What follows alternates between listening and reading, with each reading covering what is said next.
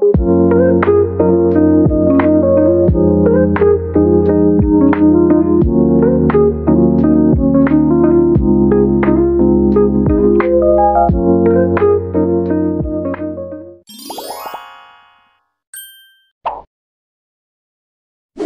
sarap magpalamig ngayon kasi sobrang init dito sa Canada mga katrops. Alam niyo ba meron na namang bagong bukas na milk tea dito sa Lethbridge, itong Coco. Yeah, milk tea. No, Coco bubble tea pala mga katrops. So ayan. So tara, pasukin natin to, sabay-sabay natin tuklasin dito ang Coco bubble tea dito lang sa Lethbridge, Alberta. Alright. Ito na yung mga katrops. So Coco. Let's go. Ayan, hello! Hello, how are you? Ayan, anong meron dito sa Coco na bubble tea? So meron po tayong top 10 drinks. Ayun. So, mostly fruits, milk teas, and different kinds of teas like black tea, green tea, and oolong tea. Nice, nice. Anong yung mabentang bubble tea dito mga friends? So most of the time, people order mango pomelo sago, the number 4, and as well as the brown sugar pearl jasmine, which is the number 5. Nice, nice, nice. Meron ba kayo mga promotion ngayon, sir? Yes po. So this week po, we have a promotion. Ayun, nakita ko nga. Yun may one get. Today is Thursday. It's brown sugar pearl jasmine. Yun pala yun. Pag bumili ka ng isang jasmine, bibigyan ka namin ng pangalawang jasmine. Galing. Pagka Saturday, Sunday, wala. Monday to Friday lang. Yeah, Friday meron tayong mango pomelo sago. For Saturday, Sunday, may iba tayong promotion. So, every week, every month, lagi tayong may promotion. Ang galing.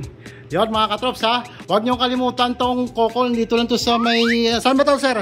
Dito po sa Fairway Plaza, Lethbridge, Mayor McGrath. Yun, dito lang to sa the heart of the Lethbridge. Ayan nakita mo yung taco time.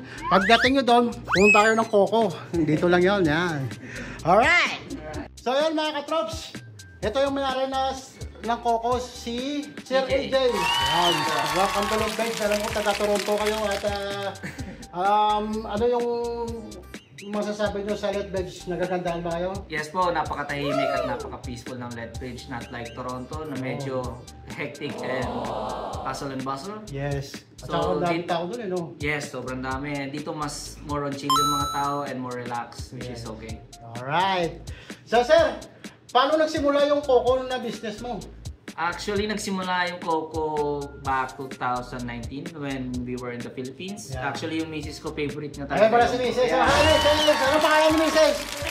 Jamin, yan, si Mrs. ni EJ. So, actually, favorite niya yung Coco talaga. So, sabi niya, EJ, gusto ko ng Coco milk tea. Akala ko, franchise yung gusto niya. Milk tea lang pala. So, hindi ako nabili franchise. Then, joke lang.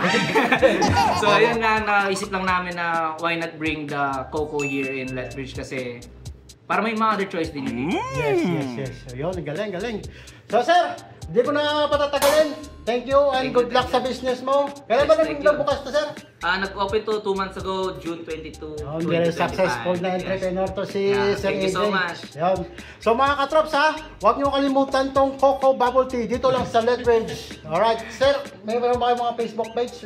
Meron po kaming Instagram page, cocot.lethbridge at Instagram na pala, cocot.lethbridge na pala, sorry.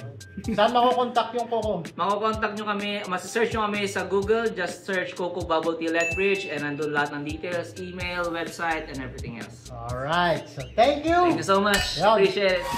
So mga katrops ha, see you to the next one. Peace out!